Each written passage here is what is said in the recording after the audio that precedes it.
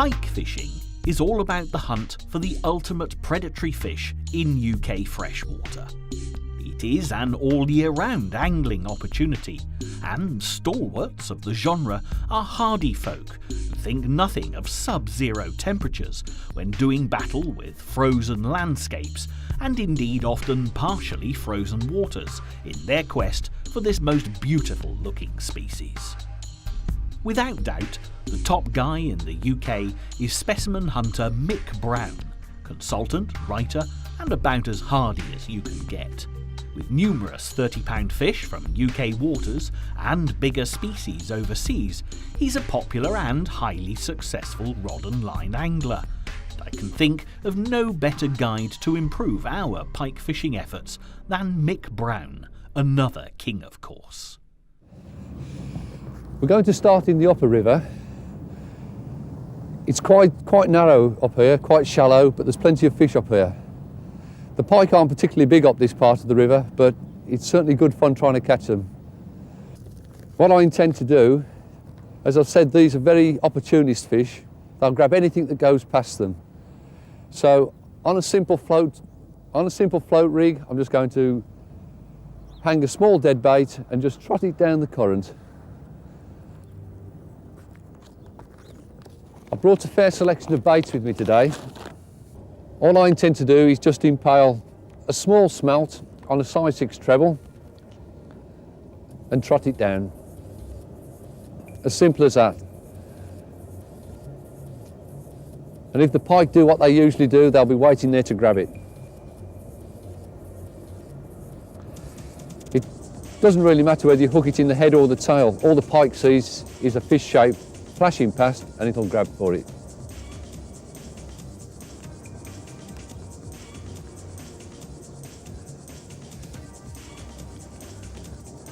Before I cast in, I still have to make the landing net up, but that's going to be harder than I think because it's absolutely frozen solid.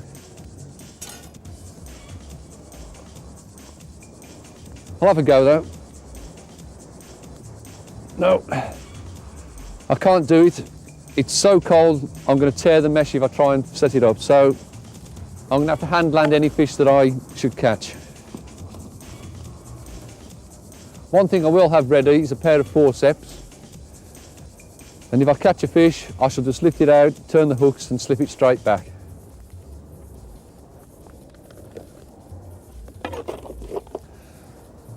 Let's give it a try.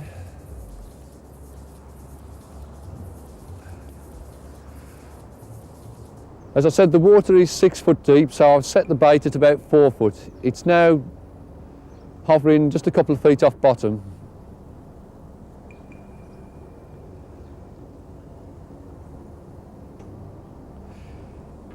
If the water was a bit warmer, I'd have had a take by now.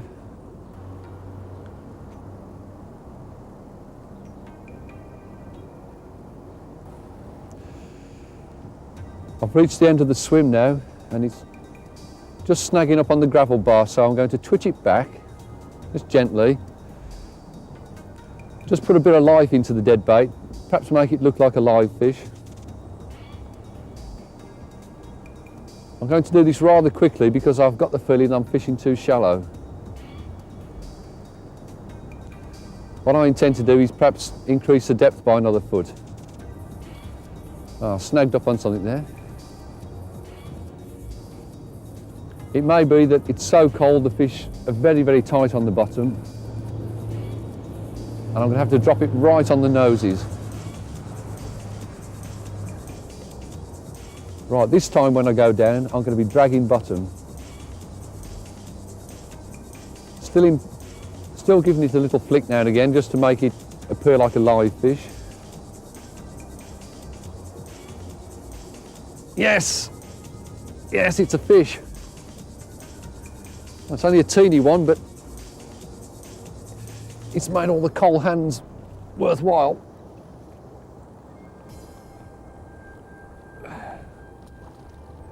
Ooh. Yeah. One thing about river pike, even the little ones put up a good scrap. Now this one's only lightly hooked. I can't use my landing net because it's frozen to the ground. It's just one of those days. There she is, the hook just on the edge of the jaw. Oof.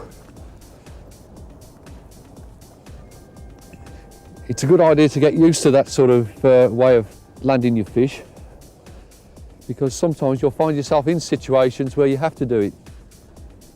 That's where you want to get the hook just in the edge of the jaw, slip it out quite easily. Fish comes to no damage at all. It's only a little fish, but I like catching all of them.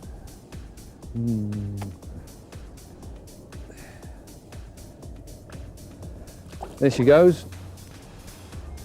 Well, I only intended to catch one fish, but I've enjoyed it so much I'm going to have another cast. I'm going to get the bait right down the end of the swim where I caught that fish. Give it another 10 minutes. This time with a natural coloured sprat. Natural coloured sprat I've got on this time. Just wiggle it about a bit, put a bit of life into it as I did before.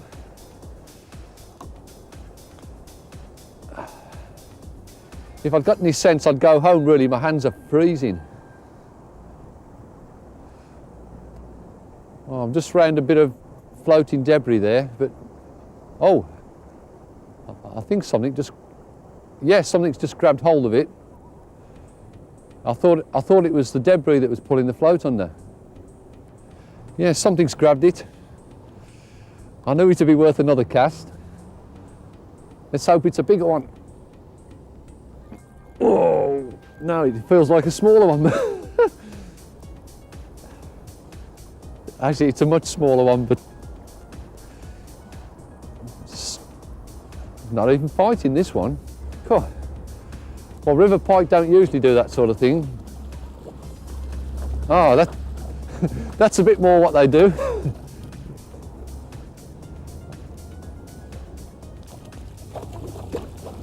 You should have done that further down the swim. Right. Oh, this is a bit tricky. Got it. Now there's a good reason for using a long trace. During the fight, the trace got wrapped around the body of that pike and the line was almost across its jaws, so if I'd have had a shorter trace, that could have bitten the line off. But exactly as the other fish, it's hooked so lightly in the edge of the jaw, I don't even need my forceps. I'm not sure, but it might even be the same fish. Return her safely. Well, that's river piking. Good fun, eh?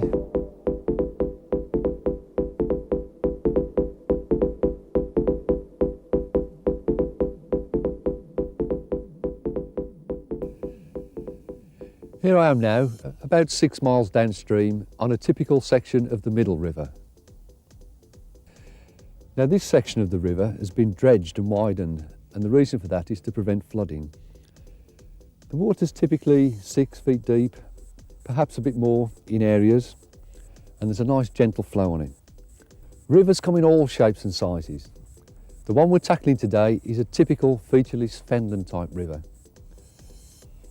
But it's got one thing to its advantage, and that is, because there are relatively few snags, it is very easy for a beginner to get to grips with. So how do we tackle such a piece of water? Well, a river of this nature is really quite simple to fish. The depths are fairly even, there are very few snags, and that means that the fish can be anywhere. And all we've got to do is find them. Now, choice of bait can be important. But unfortunately, the club rules say that we cannot use live baits. And so that limits me straight away, because live baits at this time of year and on this type of water are the best way to proceed. So for now, I've started off with 2 static dead baits. I've ledgered them in different parts of the swim, but rather than just leave them there and wait for the pike to find them, every now and again I'm going to twitch them back along the bottom very gently, so possibly a pike may see the bait moving, or I may move the bait to a pike that is lying up static in a different place. So how do we decide which baits to use? Well, there's a vast choice of dead baits, and to be quite honest, the fish in this river have seen most of the common ones. You can try smelts, sardines, herring, mackerel, but these pike have seen a lot because this is a day ticket water. So what I try to do is something different. Perhaps something I doubt whether I'll show them something they've never seen before, but it might be something they've rarely seen. For example, fresh frozen salmon. I bet they've not seen many of them. How about this? That's a pobda from the Indian Ocean. They've probably seen quite a few of these. That's half an eel. There's a lot of eels in this river and they're used to eating them, but very few anglers choose to use them for bait. And then if they don't work, I've got the old standbys, sardine, smelt, sprats, and what's this here? Indian catfish. Now there's a new one. Surely they've got to take one of those. At the moment I'm rigged with an Indian catfish and a piece of eel.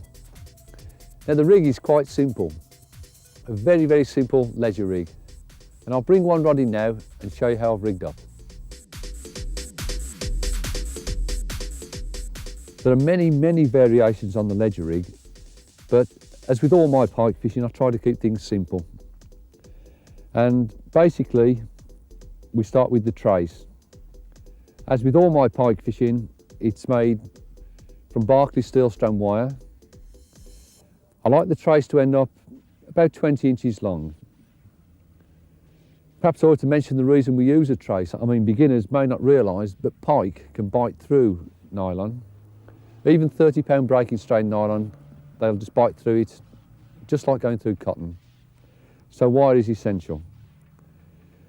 The trace basically consists of a swivel at one end, a 50-pound breaking strain swivel. Swivels are so cheap, you might as well buy some good quality ones. Go for something like the Barclay swivel. At the other end, I've got two trebles for mounting the bait. Again, trebles are relatively cheap and they're such a high quality today, it's not worth skimping on them. Buy some good ones. These are Terry Eustace Super Strong trebles. Another favourite of mine is the Partridge Neville Ficklin Extra Strong treble. If you buy those two patterns, you won't go wrong at all. They'll never bend or snap on you. Now the trebles are actually mounted, or they're actually tied about 3 inches apart. Now, a typical bait would be about the length of my hand. I like a bait about the length of my hand. So that means that if you set the trebles 3 inches apart, one will be into the bone in the wrist of the tail, and the other one will be somewhere down the flank. As soon as any pike of reasonable proportions picks up that bait, one of those trebles will be in its mouth. And an immediate strike will see that fish being hooked. And the important thing is it will be hooked cleanly at the front of the mouth. Now before this can happen, you've obviously got to have some sort of bite indication. So what I tend to do is use a ledger link, a simple ledger link that runs on the line on a swivel. And the ledger is about 2.5 ounces. And the reason for that is that as the pike swims away with the bait, the lead is too heavy for it to tow, so it must pull the line through the swivel. Now if you're clipped up tight at the rod, the line has got to pull out of the wrong clip and give you an immediate indication that a pike has taken the bait. And over 20 years of using that rig, I'd have to dig deep to think of times when a fish has taken that much further beyond the front of the jaw. Probably 99 out of 100 fish are hooked right at the front in the teeth. Now there is another point here, and that is that the attitude of the angler has got to be taken into account. When you do get an indication of a run, you've got to take the attitude that if you care about the fish, you've got to strike straight away. So it's no good rigging up for immediate bite indication if you haven't got the mind to strike straight away.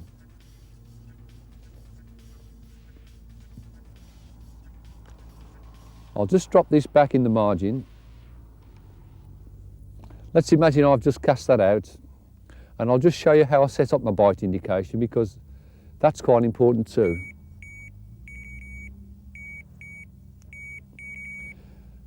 Now I'll turn the bite alarm off, because it can be annoying. It can be annoying to other anglers when you're setting up.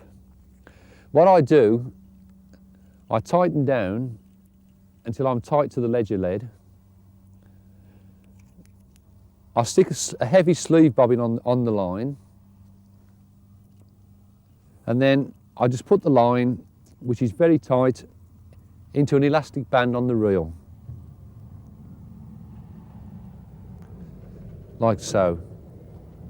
Now, I'll switch on the bite alarm. Now, as soon as a pike picks up that bait, the slightest pull on that line, we'll see the line pull out of the clip and the bobbin will drop and the electronic alarm will sound. And it's as simple as that. Now, there is something that can happen in pike fishing that you've got to be aware of. And that is, I'll just turn the alarm off again because it's annoying. That is that it's always possible with any rig for the pike to swim towards you. And should that happen, the line will go slack. So you've got to be prepared for that. So I'll set up again, like so. Put the sleeve bobbin in position. Now imagine that the pike has swam towards the rod. Well, this bobbin is made of thick, heavy plastic. It's quite heavy. And the slightest slackening of the line, we'll see the bobbin drop back and the electronic alarm will sound. So if that should happen, that means you've got to take as well as should that happen. Now, the reason I use the ledger rig is because it is very, very rare for a drop back to occur. But if you use other types of rigs, such as free lining, or you may be float fishing, you can get a drop back. So it is very, very important to bear that in mind. The alarm itself, now this particular alarm, it's a very cheap and simple alarm.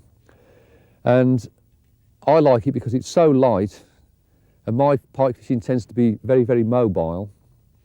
And it is very easy to just pick up, plonk down in a new swim, and put the rod on straight away. There's no need for any sophistication in an electronic alarm for pike fishing. And you should be close enough to your rods to hear it. It's loud enough anyway. I think it's about 85 decibels. It's loud enough anyway, but you should be close enough to hear it.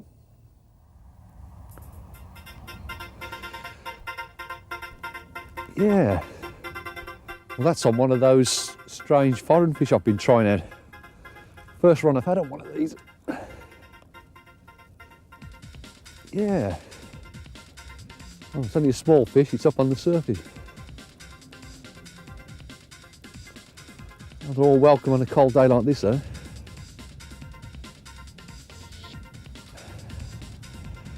Beginning to wonder whether I was going to get one. The water's so cold. Ooh. Certainly fighting a lot better than the fish I had in the whirlpool. It's only a little one. Oh, it's given up. It's given up.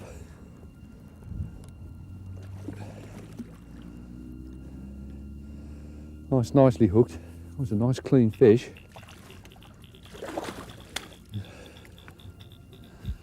Well, I've got to be careful. There's a hook hanging out of its mouth there. That's great. It makes life so much easier when you strike quickly, because the hooks just come out as simple as that. Yeah, typically at this time of year the fish is covered in leeches. We've got leeches on the fins and on the underside. It's another sign that it's lined up, not swimming around much. Well, not a bad start anyway. Get it safely back.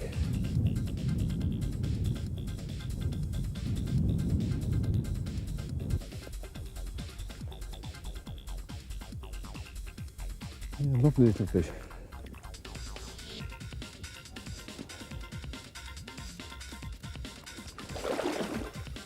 There's nothing wrong with that one. Right, we've made a start. Let's get another bait out. As if yesterday wasn't hard enough, today's looking like being even harder. You may not believe this, but it's actually warmer today. I've just checked the water temperature. That's about the same, about 1 degree. The air temperature's actually gone up from -1 to just about 2 degrees now. I don't suppose that small increase is going to make a lot of difference just over one day. Today I've come down on the lower river because the fishing's been so slow with the severe drop in temperature. I've got to find something in my favour. And I'm doing two things in my favour today. First thing I'm doing is moving to deeper water. Now I know from past experience that the roach will definitely shoal up in this area in the cold weather. And where the roach shoal up, you can guarantee the pike are not far away. In fact, I know traditionally the pike do hold in this area at this time of year. Now the other thing I'm going to do in my favour is to change my bait.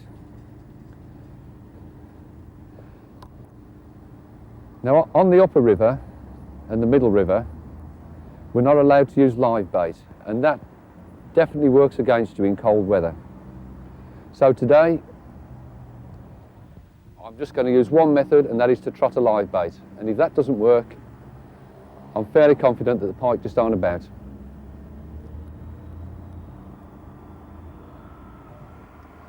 Now normally in the lower river here, there's a reasonable flow. We're not far actually from the sluice gates where the river empties out into the sea. But where you get a river with sluice gates, very often they close the gates and the water backs up. And at the moment we've got very little flow on the river. So it's going to be quite difficult to trot the bait down the swim. There's a very, very slight flow, so the bait's going to be going down quite slowly, but not as fast as I would like it to go. Now this piece of water in front of me, it may appear to just be a barren, even piece of water, but believe me, it is a very interesting piece of water. Upstream of the boat, we've got about 10 foot. Just out in front of the boat here, there's a sunken boat, we believe, and the water actually is only 6 foot deep over that boat. The silt has built up over the boat, and as the current has dropped down the other side of the sunken boat, it's gouged out a deep hole which is about 13 feet deep. And this is traditionally a place where the roach congregate. Oh, I've either snagged the bottom or something's grabbed it. Now I'm not sure what happened there. I just set the bait slightly over depth so it was touching bottom. I did feel a snatch as I brought it back, and yes, I do believe a pike grabbed it on the retrieve. So even in these conditions, it looks like I'm going to catch my first pike. Now the reason the float hasn't gone under is because I'm fishing over depth, but yes, I'm into a pike, yes. I may sound a little surprised because I wasn't expecting to get one quite so easily as this.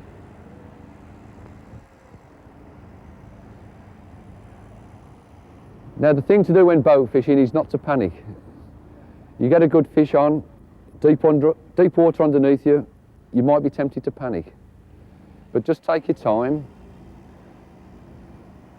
Let the pike have its head if it wants to. Keep the anti-reverse off, because if the pike lunges away, you've got to give it line. You can use the clutch, but I prefer to use the backwind method. Actually, this could be a fair fish. Oh yes. Right. So say no need to panic, the fish is beaten. Now I don't intend to use the landing net.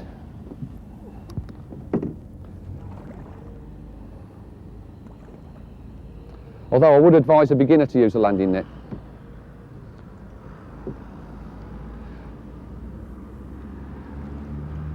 There we are, beautiful fish. Beautiful fish. Lovely winter condition. Very, very pleased with that. Not bad in the first 10 minutes.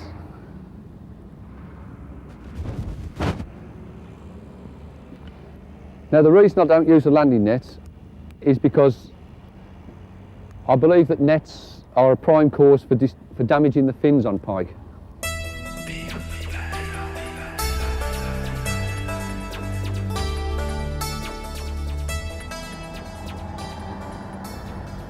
I've just had another take, I think. Yes? I'm not too sure about this. Yesterday in the cold conditions the pike were taking very, very poorly.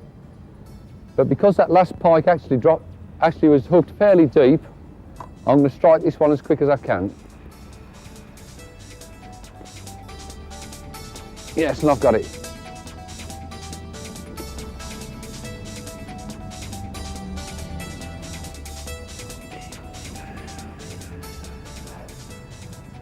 I'll tell you what, this really is a pleasure.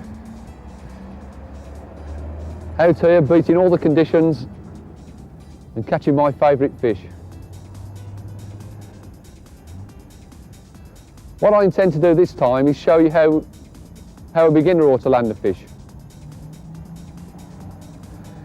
It takes years of practice to hand land a fish, so if you're new to the game, use a landing net.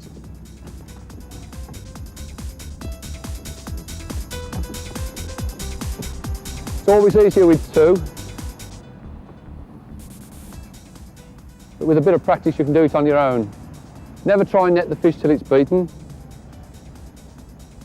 The main thing you're trying to do is keep it away from the anchor ropes. Sink the net deep, wait till the fish is beaten, and when she's right in, lift. Now a beginner would be advised to get the fish into the boat. Now, the bottom of a boat can be hard, there can be sharp pieces on it and a pike will easily be damaged. So what I use is a big piece of carpet on the bottom of the boat. This is foam back carpet, it's laid out the length of the boat and the pike will not come to any harm laid on that. A beginner would probably lay the fish on the carpet, kneel astride the fish and work inside the fish's mouth with the fish firmly on the ground, but I can't bring myself to do that because I believe it damages the fish. So I like to lift the fish, go in for the hooks, turn them, get the trace out of the way and quickly get the fish back in the water.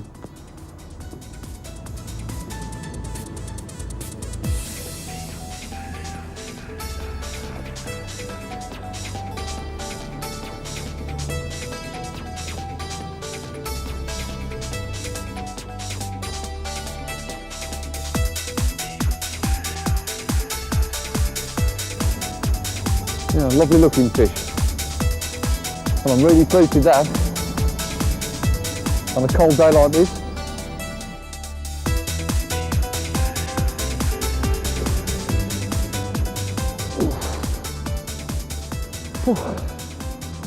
Really didn't get that one.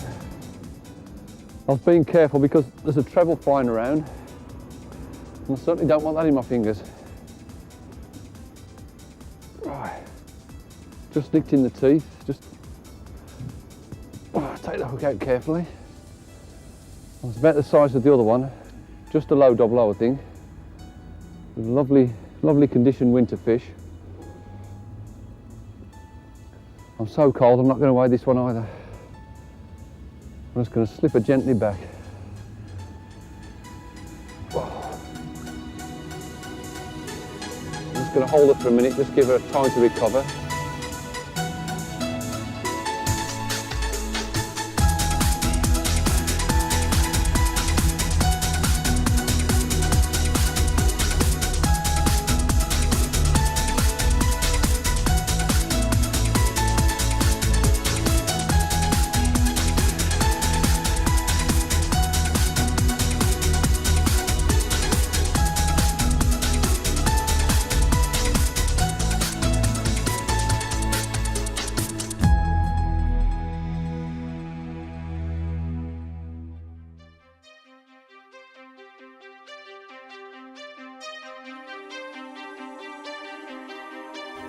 Well, I'm here today on a gravel pit in East Anglia,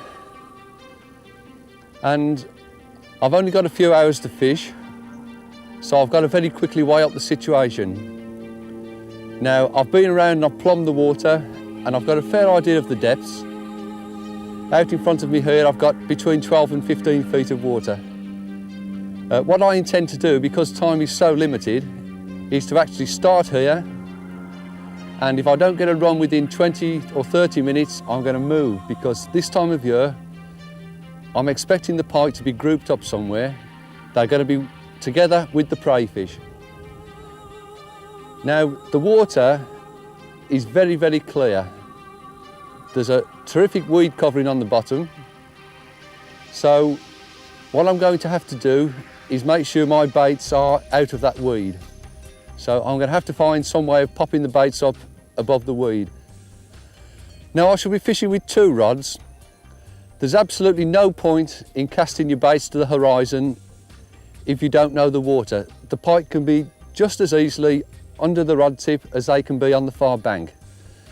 So the first rod, I'm going to use a float, simply because a float is a nice way of showing bite indication, and I'm going to fish it just a short cast out. The second rod, I'm going to use a ledger rig. It's a much stronger rod, which will allow me to cast a lot further, and I intend to put a bait in the same line, but at a greater range. Now, if I don't get a run within half an hour or so, I'm going to move and try and drop on pike in another area. You can be pretty sure at this time of year that the pike are going to be all grouped up together somewhere, ready for spawning, and they're not going to be far away from the prey fish. And I think we've made a good choice really in starting in the deepest part of the pit. So let's get some baits on and let's get cast out.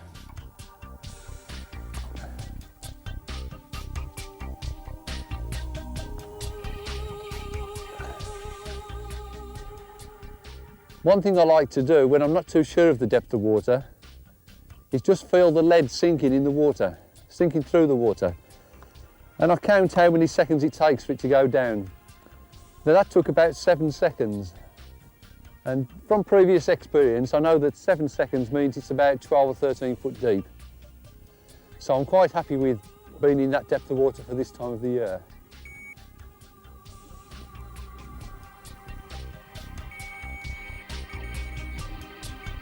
Get the line in the band, put the bobbin on,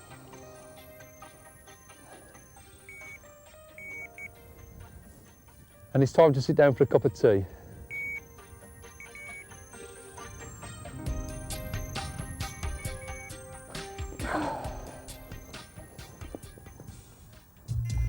Right.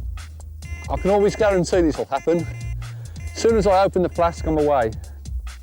Now, I'm only using a very small bait, and I'm expecting a good sized pike, so I'm going to strike straight away. Keeping my fingers crossed, it's a nice fish.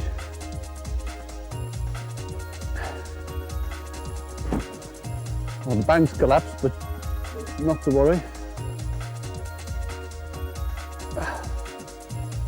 It's certainly staying deep. I'll be surprised if it's not a good fish. Not a double anyway.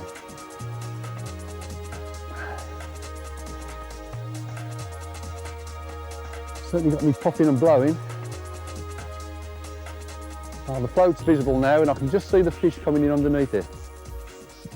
Oh, in fact, after all that struggle, it's given up at the net. It's coming in nicely. The bait's on the outside of its mouth. It could throw the bait now, so I've got to get the net under it very quickly. Yes, she's in. Whoa, magic. Now, what I try to do, if possible, is not let the fish touch the ground for too long. So I get it under the jaw and take firm control of it.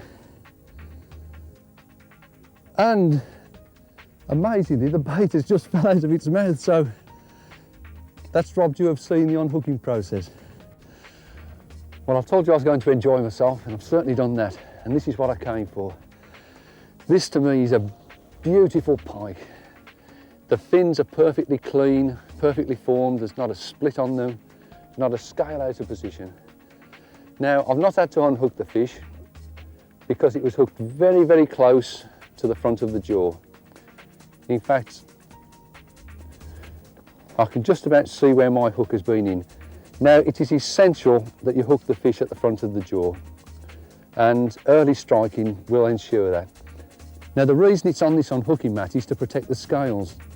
If the scales come off the fish, then the fish is then susceptible to picking up diseases. So you lay it on a smooth unhooking mat and that'll cause you no problems. I don't like to see pike in nets.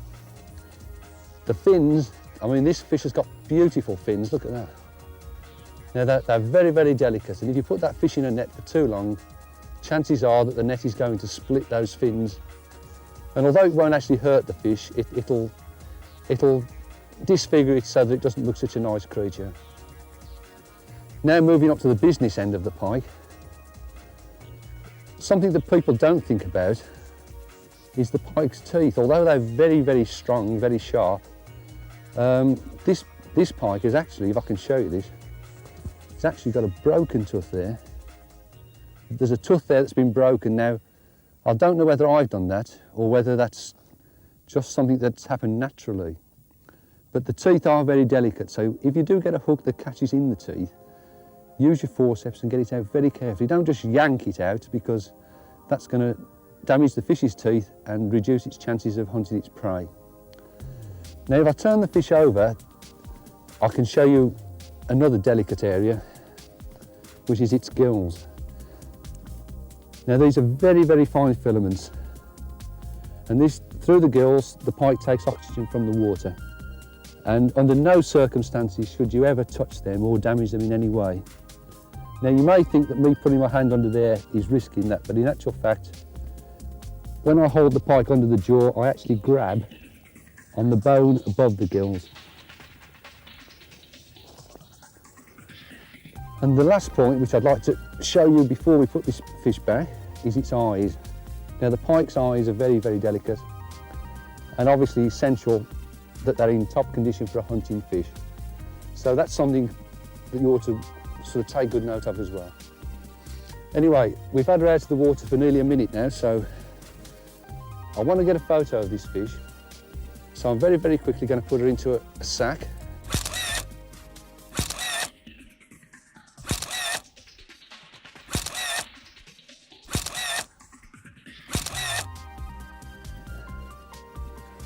And now it's time to return her. Absolute magnificent fish. Actually, we're breaking the ice to get her back in the water. She should be off pretty quick.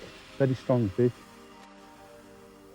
I've been struggling to hold her. She's that strong. She'll be away very, very quickly once she decides to go. Whoa! See what I mean? Beautiful. That's what I came for.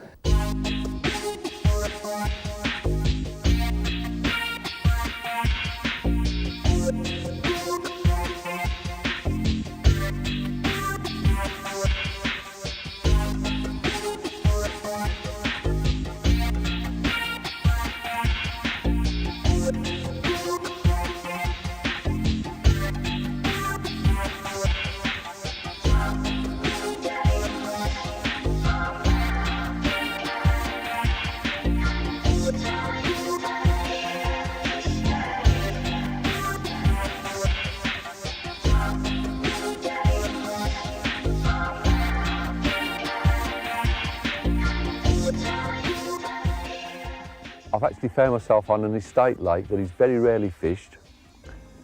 I've got a beautiful place to set up camp, and I've got a marvellous lake to fish. The lake itself, I've just had a walk round, and it's a marvellous environment for pike.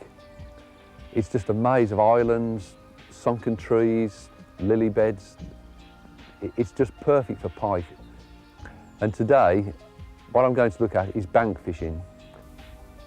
Now, this time of year, it's the sort of time when you can expect the pike to be very, very hungry. They've gone through the spawning period and they've lost a lot of body weight, and they're very hungry, and they're going to be pretty ravenous. And with this in mind, I've brought a lot of bait with me. I've got a huge bag of dead baits here, and I doubt whether I shall get through that lot, but in the spring it's always a good idea to have a lot of bait with you. The pike may not take the dead baits, I don't know. I may have to go off searching for them, and if this is the case, I've brought a vast amount of lures with me. I've got every type of lure you can imagine here. I've brought all my old favourites, all my battle-scarred favourites, lures that have caught lots and lots of pike for me. And I've brought one or two new ones to try as well. Now normally I would suggest to you, don't bring this amount of tackle, just travel light. But I'm in such an idyllic situation today, I can park right next to the swim, and it's a good chance for me to lay all the tackle out and show you exactly what I have got. Now the first thing I'm going to do is get some dead baits out. And I've had a quick look at the swim, and there's a tremendous sunken tree the other side of this bay here, and close in there's some deep water. So the first thing I'm going to do is get a ledgered bait across to the sunken tree, and close in I'm going to float fish a dead bait. Now this float fish setup, all I'm going to do is cast it a short way out.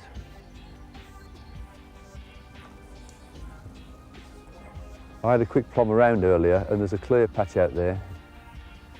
The weed's not too bad. I'm just going to let the float settle. Engage the bait runner. Now I don't need a rod rest here, I've got a nice platform to put the rod down on.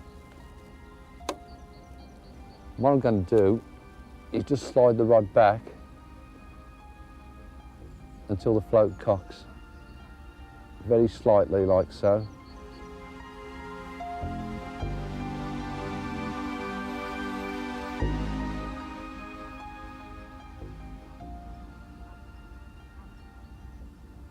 Right, I've cast the float out to where I want it to be, and now I'm just going to tighten down to cock the float very slightly like so. I've engaged the bait runner on the reel just in case a pike does go shooting off with the bait. Now that is very sensitive. If a pike picks up the bait, if I slacken off the line, you can see the float has just popped up slightly. I'm just tweaking the line an inch or so, and it's a very, very sensitive float setup. So that's all set now. We've got the two baits out, two dead baits out. Now it's just a matter of waiting, see what happens.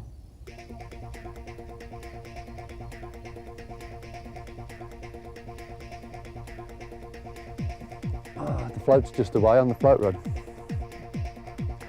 I'm not going to give it too long, because this time of year they really wolf these baits down. That didn't take too long. Oh, it's going quite well actually.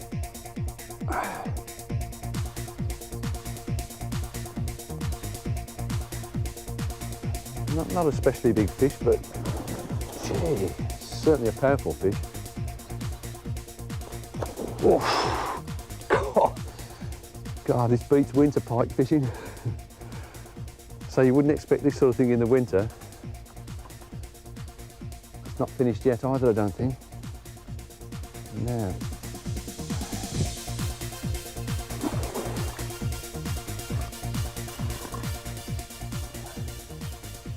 Let's have a look out. Oh, certainly not ready to come in. Certainly making the old Shimano bend. I think I've got the better of it now. I'm just going to lean over and pick it out of the water. Actually, it's not too bad a fish.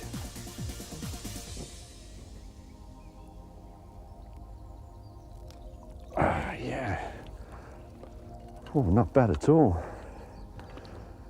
Not bad at all. Right, just wind down. Cool. Blimey, this is a powerful fish. Oh, another nice fish coming in here, I think. It feels better than the other one.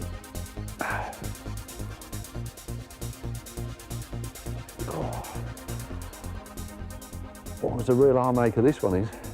Got to be careful, it's trying to get round that way. And I know there's a big sunken tree in the water there. Oh, it's coming back now. Oh, this is absolute paradise. Pike fishing on a lovely spring morning.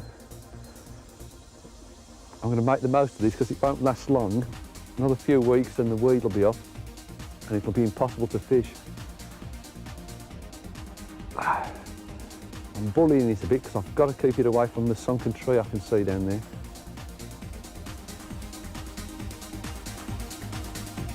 Oh, she's coming up now. It's a slightly bigger fish than that first one I had. Oh, yeah. Look at this. Oh, that's not a bad looking fish. Look at the mouth on that, wow.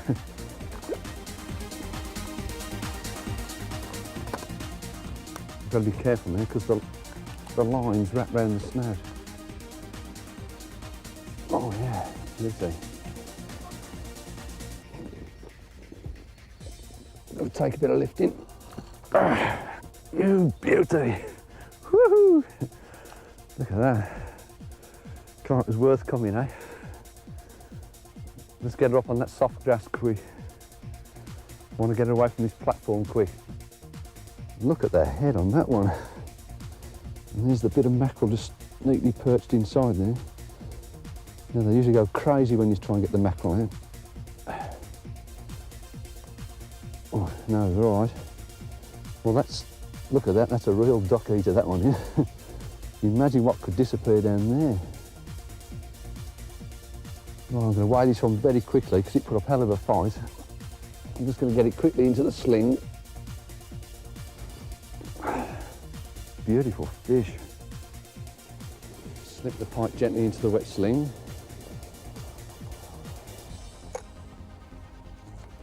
Let's see what she weighs. Oh, gosh. Starting to thrash about a bit now.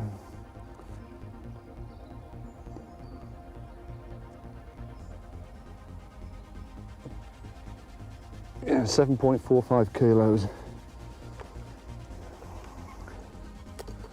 Let's get that back to the lake as quickly as we can.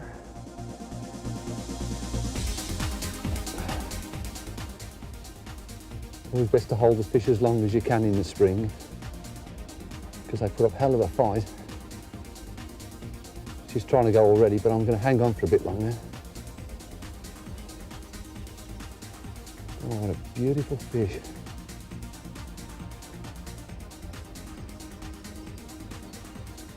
I'm not going to let her go till she's really ready to go. The old fins are working away already.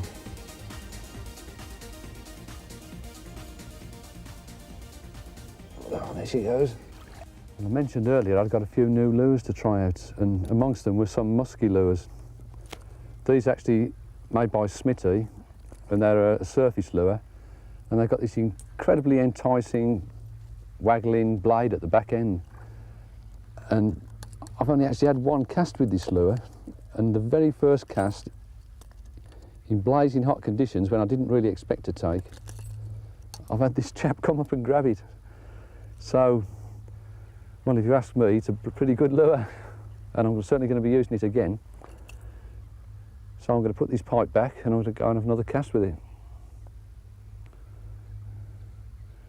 Oh, I always thought years ago that big lures only caught big fish, but to be honest, the pike being what it is, any size pike will take any size lure. So don't be afraid to change your lure size at any time.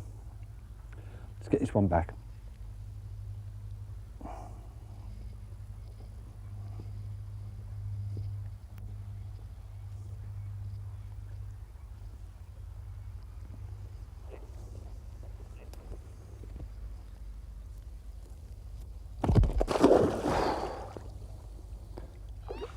Always be prepared for that.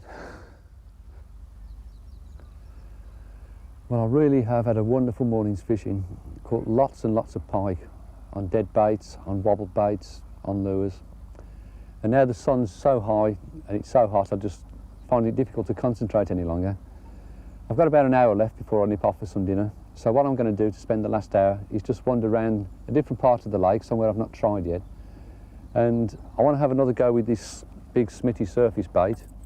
I'd like to try and catch another fish on that. And I'm going to take another rod with me for wobbling a dead bait. Just show you a technique that is very useful if you can't afford to pay £7 or £8 for big lures like this. Simple thing to do really is just to take some polystyrene, like so, get your forceps, snip off a piece of the polystyrene, stick it down inside the bait, like so, and now that bait will float and you've got yourself a surface bait. And then all you need to do to rig it is just tie a trace, a 2-hook trace, straight onto your main line. Just hook the fish through the lips, like so. Insert the other hook in the flank, and that will float on the surface, and it will be just as effective as an expensive surface lure. Now, it's not a good idea to leave a bait floating around with polystyrene in it, so what I do, I carry some kitchen string with me, and all I do, I just get a little bit off, snip it off, and you don't need to make a really fancy job of it. Just tie the bait very tightly onto the trace. As I say, it doesn't have to be elaborate at all. Snip it off, and there you are, already rigged for surface wobbled dead bait. Now the beauty of using a dead bait instead of a lure is that when the pike grabs the fish, you don't strike immediately as you would with a lure, but you allow the pike to run with the bait and just adjust the grip of the bait in its jaw, and then you can strike. And whereas you may miss a lot of takes on surface lures, you miss very, very few when you actually wobble a dead fish across the surface. So that's enough talking about it. Let's get down to doing a bit of fishing. It's quite a favourite lure of mine. I've just seen a fish swirl around that corner there. Yes, I've got it. I just saw that pike swirl actually. Oh yeah. Favourite little lure of mine. Oh, it's coming towards us. Gee. I'm going to get in the boat to get to this one.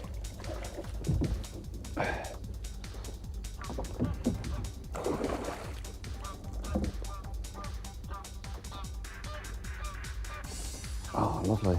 I'm going to be careful lifting this because, as ever, I'm likely to get a treble in my wrist. No, it's a bit of a tricky one, this.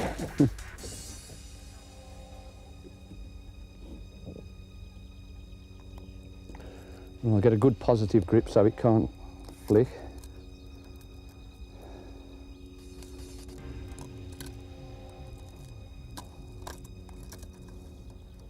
What I'm trying to do, I'm trying to get the trebles out, but I'm trying to get them away from my wrist as well, because I've seen so many nasty accidents, and if you do it methodically and firmly, it's not too difficult at all. So, another beautiful spring pike. I'm certainly getting lots of small ones today.